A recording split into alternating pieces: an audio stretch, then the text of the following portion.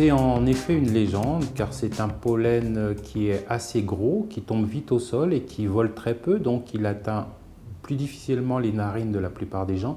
Par contre, ce sont des pollens qui sont assez irritants, ce qui fait que les gens peuvent être gênés quand même. Quand il y a une coupe de canne, il y a beaucoup de pollens qui volent, qui sont donc irritants, hein.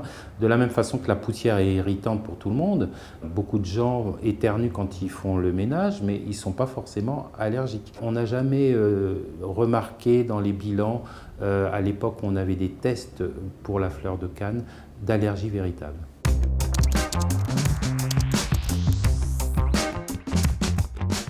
À La Réunion, l'allergie la plus importante est liée aux acariens, qui sont des insectes qui sont à l'intérieur des maisons, notamment dans les matelas, les nounours, les tapis, qui se développent dans un milieu qui leur est favorable. Comme on est en contact de façon permanente avec ces insectes et qui sont très allergisants, c'est vraiment la star à La Réunion des allergènes. On a quelques pollens évidemment, et concernant les aliments, on a le même ratio que dans les autres pays.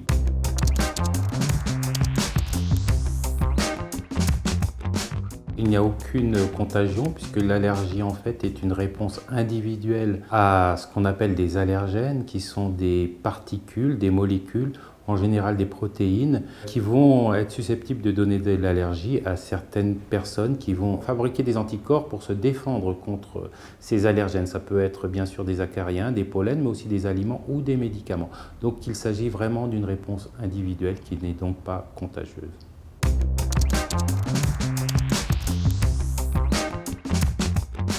Les acariens ont besoin d'humidité et de chaleur pour se développer.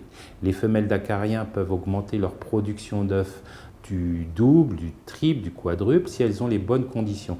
Et effectivement, quand il pleut, on va ajouter de l'humidité dans les maisons et à ce moment-là, on aura tous les facteurs d'humidité et de chaleur pour qu'ils se développent.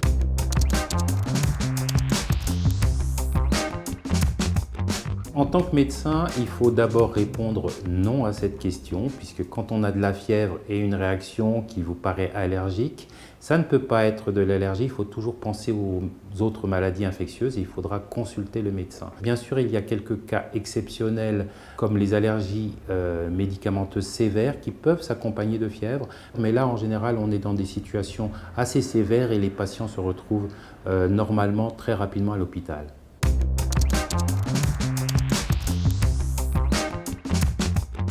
On peut les soigner. Est-ce qu'elles disparaissent? C'est moins évident. Ce qu'il faut savoir, c'est que nous, les allergologues, les médecins spécialistes, on fait la différence entre une hypersensibilité et une allergie. Alors, effectivement, la maladie peut disparaître, notamment chez le petit enfant avec les allergies alimentaires, l'allergie au lait, l'allergie à l'œuf, guérissent le plus souvent. Pour les allergies aux allergènes respiratoires comme les acariens, les pollens, on reste sensible. Mais par contre, on peut ne plus avoir de réaction, donc ne plus être allergique.